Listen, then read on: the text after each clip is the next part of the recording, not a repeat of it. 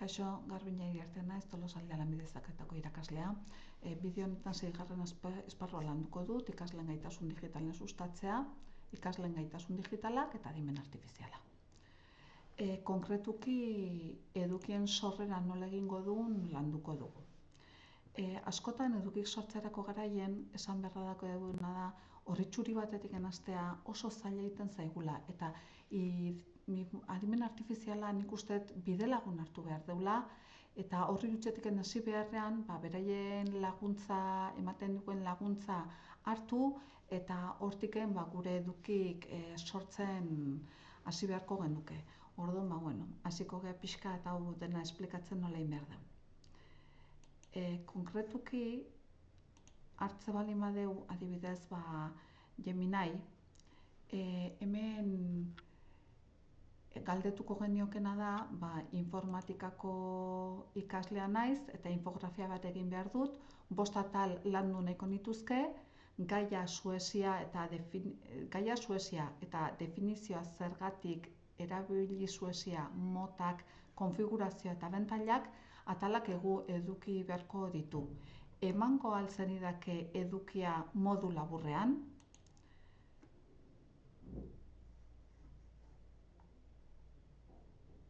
Hau, aprobetxatuz, abantailak irakurtzen dut, ikusten dut, ondo da hola.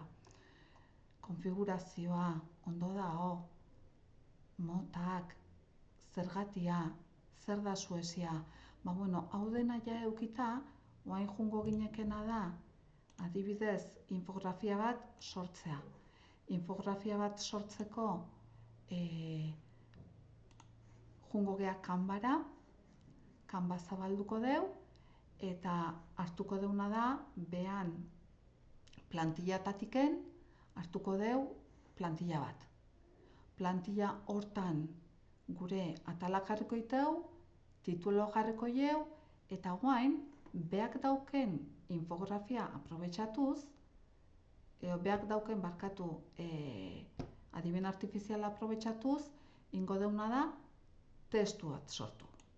Eta testua hortan, galdetuko deuna da, eskritura magika jarrita, hemen, zer da Suezia.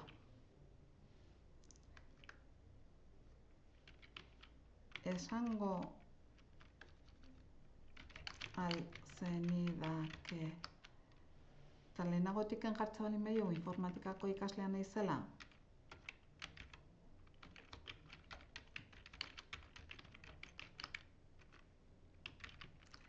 Eta esango ahal zenidake zer den Suezia. Hobeto, beti esate deu pronta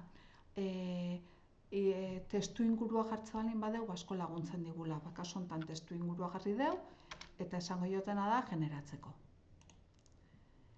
Nei Canvak euskera ziten ditenen ondo ez dititen, eta horregatik frogain nahi nun, eta orduan Canvan erderaz galdetzen diot, edo euskeraz ondo ez dititen. Orduan egiten diotena da, Canvari erderaz galdetzen diot, eta gero itzuli, edo bestela egiten detena da ja, leheno esan bezala ez, Geminiek emandako egitura eta emandako baliok, hemen jarriko nituke.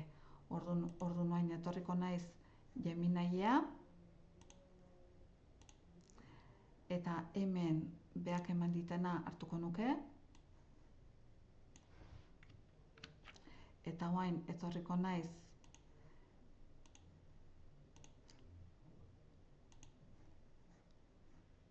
eta esango jotena da hemen Ctrl V eta pegatukot nik nahi deten bali hori.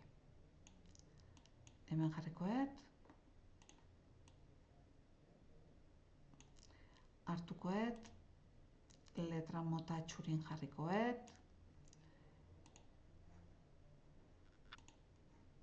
eta ja inda dauket.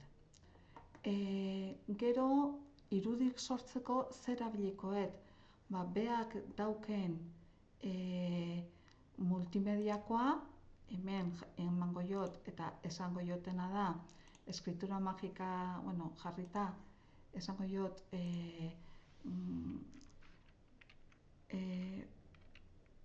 quiero una imagen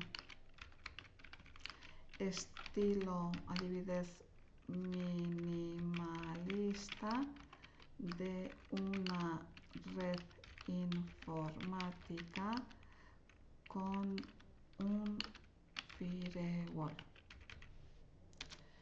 Eta, aber, zenbat egiten ikusiko dugu. Ikustezuet, testu inguruare jarri diotela, eta ber, igual, beak eman ditizkiten irudie gustatzen baldin bazait ingoetena da, hartu klik ingo jot eta hemen jarriko deu.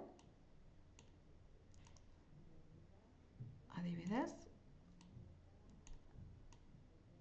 Edo, esango niokena da, generar de nuevo, ez zaizkizulako gustatu, edo detailatzea dago gehiago eta zuk nahi dezuna hartu, ez? Hau izango litzeke Canvan erabilera irudikin eta testukin.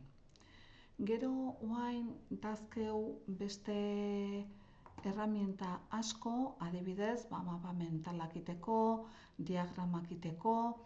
Oain mapa mentalen erramienta bat erakutsiko dizuet, da Mapfizzi, eta honek mapa mentalak egiten laguntzen digu, ez?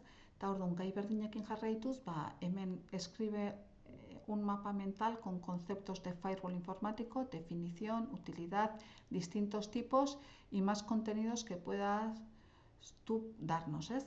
Orduan da, azken finean erderaz galdetzen diot, baina infografia indeten kontzeptu oso berdinekin. Orduan, emango banioke Mapfiri,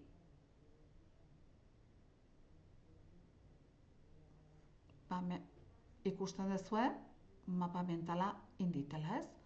Principios básicos, tipos de firewall, beneficios, implementación, características, eta, nik uste mapa mentala hau, oso ondo da, hola. Definición, un firewall es un sistema de seguridad que controla. Ez duna da iten euskeraz momentuz, honei bintzat ondo ez ditin.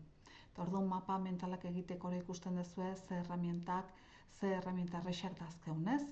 Eta, gero, odenakin lotuta, adibidez, badakeuna da baita esatea, hau dena, baino firewallaren histori bat da emango digun, eta esango dioguna da, adibidez, segurtasun informatikoaren bilakara emateko, baino kronologikoki, ez?